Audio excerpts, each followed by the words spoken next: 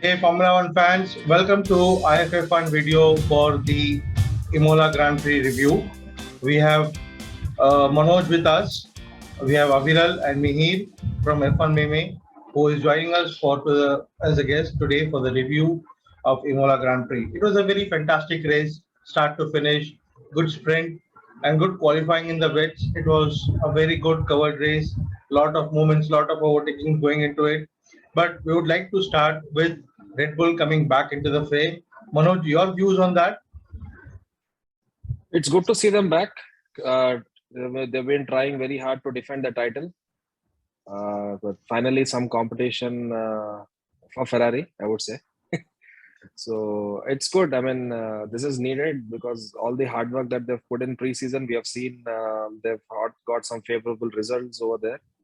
But new season, new cars, they had their own challenges in going into the first two races. But now, yeah, I think they should build upon this.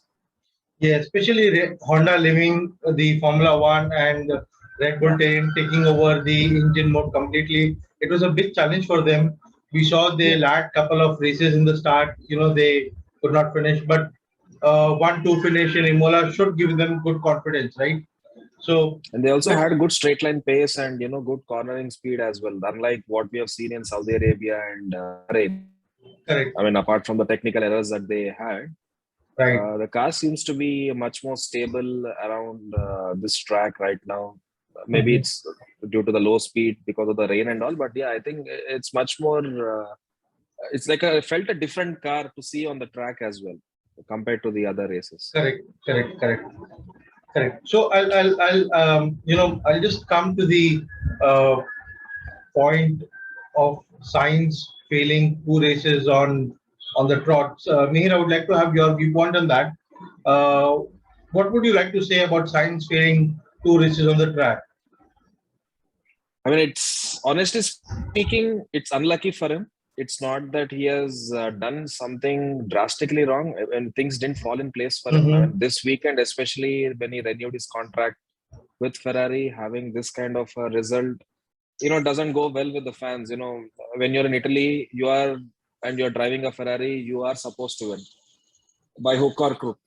Fans for them, Correct. it's like a holy grail for everyone over there watching. So having a car beach itself in the first lap, and then Carlos doing. I mean, Carlos. We know that he's a very good driver, and had he continued, he would have been contending for the podium position. Right. That and Especially again with Charles having that issue in the closing part of the race, it right. didn't go well for the Italian fans, I would say, It did and for me disastrous as home well. race, a disastrous Yeah, home race, you can say. But Carlos had that speed, yeah, We saw that in the sprint. He made from P10 to P4. He had speed, yes. right? And somewhat they were lacking. They could not put it up. I would like to come to Aviral and look to his viewpoint, especially he being a McLaren fan. What does he think about Ricardo hitting signs from the back and the first couple of corners? Aviral, your viewpoint on this? So obviously, I am not being a McLaren fan. I don't feel the happiness that Ricardo. So apparently, Ricardo was trying to give Sainz the space on the outside, and he went on the curbs on the inside, and he slipped from there because it was wet, and he understeered into Carlos, and it was just that unlucky moment for both of them, and Sainz got this, he got DNF, and Ricardo also got hit in the back because of that accident. He had some damage, and he was literally like the last person on the track. And but obviously McLaren had the pace this time around, and obviously we saw that Lando benefited from Charles' mistake. And I definitely thought that if Ricardo was there, McLaren could have afforded a P3 and a P5 kind of finish. Obviously, and they have improved a hell lot, like crazy from the starting race. But again, I think the team is not just getting overconfident. In Australia, they said it was a lot because of the track. The track was very flowing, so it helped the McLaren car. And here, obviously, they because of the rain and because of all these people slipping out and crashing, these guys benefited. And McLaren literally, I mean Mercedes, they literally got affected because of the Sainz Q3 disqualification, not disqualification. Again, he crashed out, and Mercedes were supposed to get into Q3. I mean, I read that they had the pace. So I mean, yes, McLaren is apparently fighting with Mercedes right now, I believe, rather than obviously Aston Martin and Alfa Tauris. A But yeah, high I think midfield they're gonna do battle, better. a very high midfield battle, they would say. But that crash Ricardo had with Sainz on the lap one also spoiled his race because we saw Lando had the space. Lando made it Yeah. to P3, so he definitely had the pace. But this crash, I think, costed him his position on the track somewhere also, right? I would like to move on to Mercedes struggling. Mihir, your viewpoint on this, I would like to have. Uh, Hamilton, 7-time world champion, challenging for his eighth, not getting a car to his liking, but at the same time, Russell probably at the right time, at the right place, opportunizing every moment is getting into the car, which is not up to the strength. Your viewpoint? Yes, exactly. As you said, I think just as a joke, I would like to say that probably in recent years, Russell has more experience in driving, cars which are challenging to drive. More like I would not say street cars, but yeah, and I think that is helping him. Truly, I believe that is helping him. Mercedes are not up to the mark. They are still struggling. We have seen McLaren develop a lot like uh, like Mercedes were also struggling for P15, P16 in starting of races, and similarly McLaren were also struggling in Bahrain too. But McLaren I think performed very well. Norris scored a podium. Ricardo, I think without the first lap incident, I think he would have easily fought for P5 or at least P6. But the So highlight, and but the highlight being said is Verstappen lapping the Hamilton around lap 50 or something like that. How was that? Championship rivals last season, suddenly Hamilton going back into a not so good car, probably not to its strength, but Verstappen suddenly is lapping him. How would you see that picturizing, just few months apart? it's I think funny, odd, and sad probably at the same time. I mean, last year if somebody came and told you that next year in fourth race of the season Verstappen would be lapping Hamilton, I mean I would have literally laughed at his face, his or her face. So I think Hamilton struggled, but there was just a DRS thing. I mean, Gasly was stuck behind Albon, and similarly Hamilton was stuck behind Gasly, and both had DRS, I but think we have none of to. them could. I think we have to give it to Albon for literally without him having DRS, Yeah, yeah, he yeah. was holding up Gasly and Hamilton behind him for so many Right, laps right. in a Williams. Like That too, yes. kudos to And him. Yes. Williams have, I mean, Alpha Tauri and Mercedes have both have better pace than Williams presently, I think. So yeah, he is Then performing again, commendable. it's comes down to the viewers. I think more than that, bro.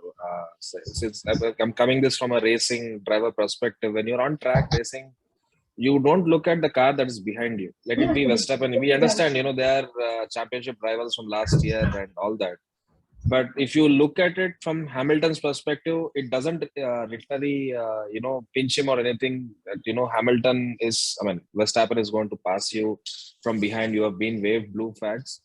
From the Right. first race itself, you admit and accept the fact that you are slow, and you have to understand that what is going on in that particular race and in that particular weekend. So you set yourself target right after the first couple of races. That's But how but we used to do it going into a season.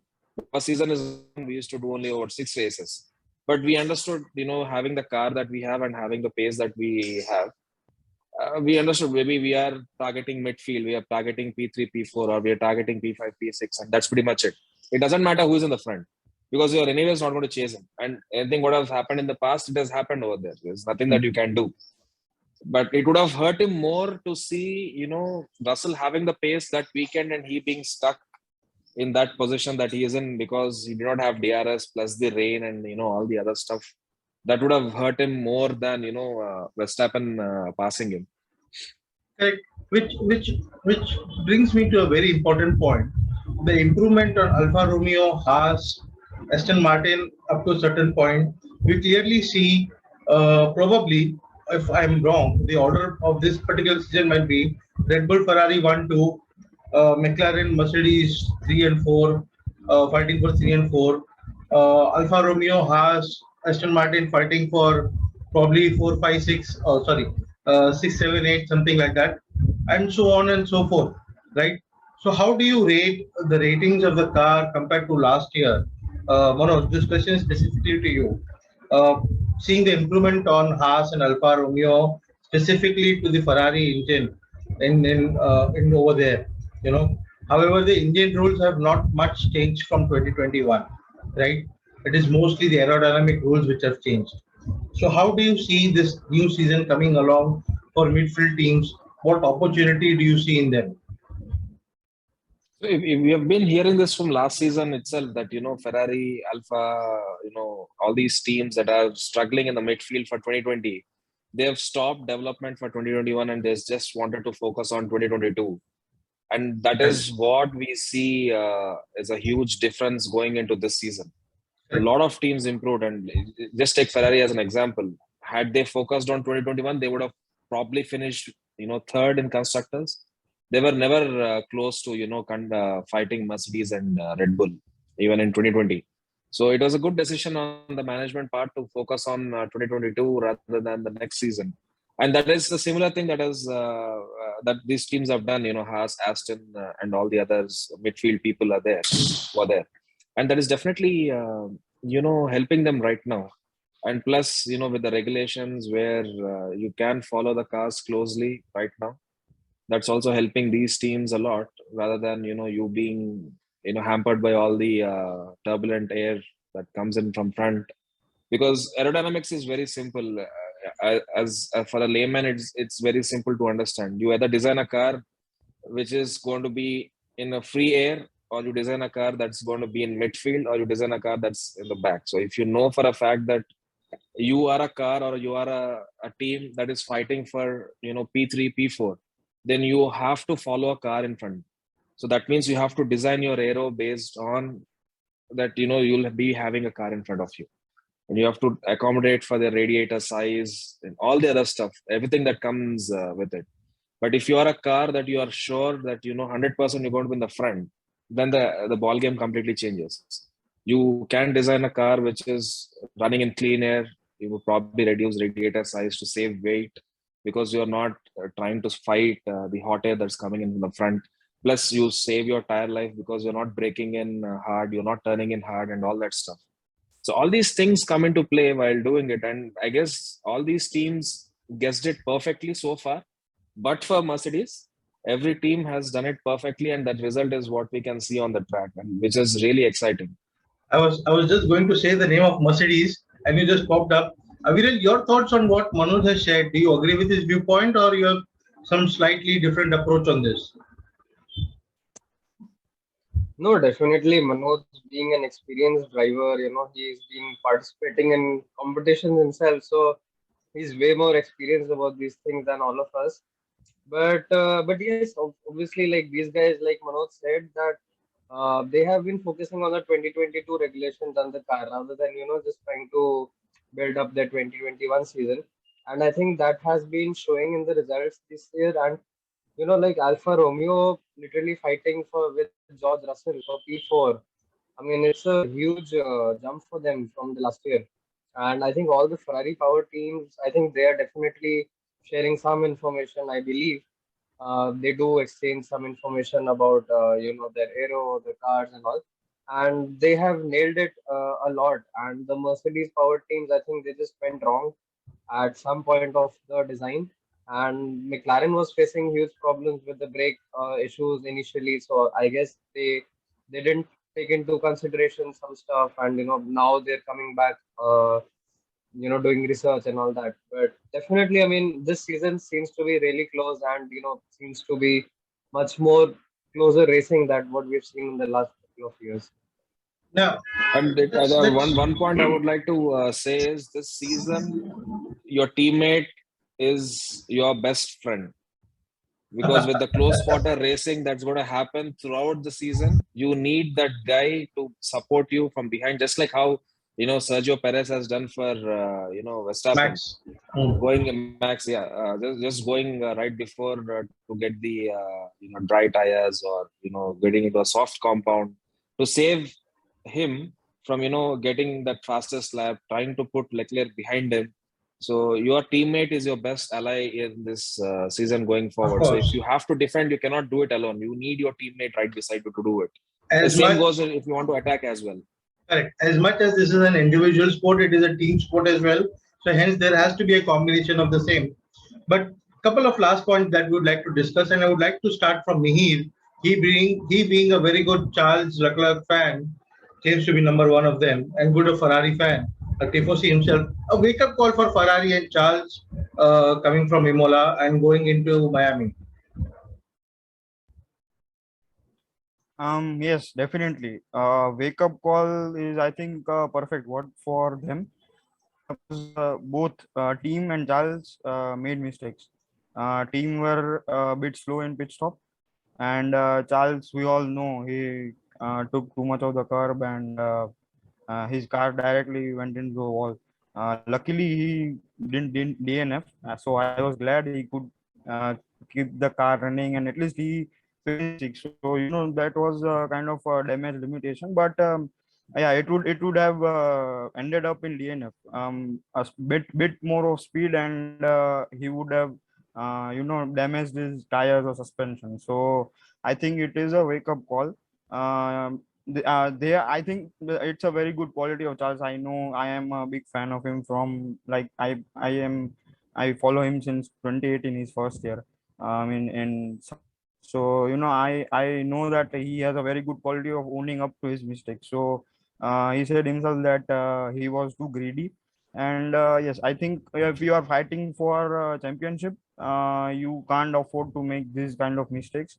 The mistake he made on track, as well as what Ferrari did in the pit stop. I mean, pit stop was decent, but there was one point. Charles and Verstappen pitted at the same time, so there was a 1.4 second gap, and I think that was a factor in him missing on the P2. I think if there was a decent pit stop around 2.3 or 2.4, he would have fought for P2 easily. Also, I think he got a bit unlucky with not getting DRS. DRS was enabled quite, many laps after Correct. the conditions died out. So Right. yeah, that's it from me. But I would like to have Manoj's perspective on this. Ferrari were the only team out of the 10 who did not bring any kind of development work into the Imola. Every team have brought some upgrade, be it very minor or be it very major. Ferrari were the only team who did not bring any upgrade to Imola. Still, they were fighting very good, qualified on the front row, missed out a little bit, yes, but they are a force to reckon with in this season, right? Yeah, I mean, if you look at it from the launch day of the car, it's the same car that they're using from day one. Unlike Red Bull and Mercedes, who have changed the car a lot. I mean, the launch car has nothing to do with the race car that they're having right now. That means to say Ferrari is very confident in the car that they have. They would have obviously done enough testing, and they've got probably 103% more wind tunnel time than Mercedes based on the Right. position that they finished last year. So that Correct. would have given them enough data to understand that this is a car that's going to be competitive in this year. So I don't see them going forward with too many changes, because I don't see anything wrong with the car. Yes, there is a purposing effect at the top end of main straights on all the corners. But I think even with that, we have seen in Bahrain, we have seen in Saudi, he was still fastest, and probably going quicker than his next best team. So I don't see any major improvements that Ferrari is going to do going forward. And we have not seen Ferrari being that time of a team that brings in major upgrades in between a season as well in the past history, unless Correct. and until they feel that it is 100% necessary. I mean, probably last 10 years, we would have not seen a Ferrari upgrade on the car, which is significant. But for the small brake duct issues that they had or the rear wing that they changed 2019, if I'm not wrong. So I don't see much of a change happening going forward. Right. Aviral, your viewpoint on this? On Ferrari? Yeah. Yes, of course. So I think they were meant to get an upgrade in Imola. If I'm not wrong, they were trying to bring an upgrade for the power unit. But at the last moment, I think they didn't bring that update, and they are bringing it probably in Spain. But I think Ferrari does need an upgrade right now because obviously, as an outsider, as a fan only, I'm talking. But Red Bull has been quite fast on the straights, and I do think that Ferrari needs some sort of, maybe they're not as far ahead of Red Bull as they were at the start of the season. Probably they were like 3 tenths, 4 tenths ahead of Red Bull comfortably. But I think Red Bull has brought in some good upgrades and they have cut down that gap. So I do think that Ferrari should be looking to get some upgrades and get that gap again to Red Bull to 2 tenths and 3 tenths of a second per lap. Yeah. Right. Right. So, real quick, we are almost and just last point that I would like to discuss with the people. Really quick, uh, preview of Miami. What to expect out of Miami? How will it come out? Manoj, will start with you. Can you throw some highlights on the Miami race, which is going to come up?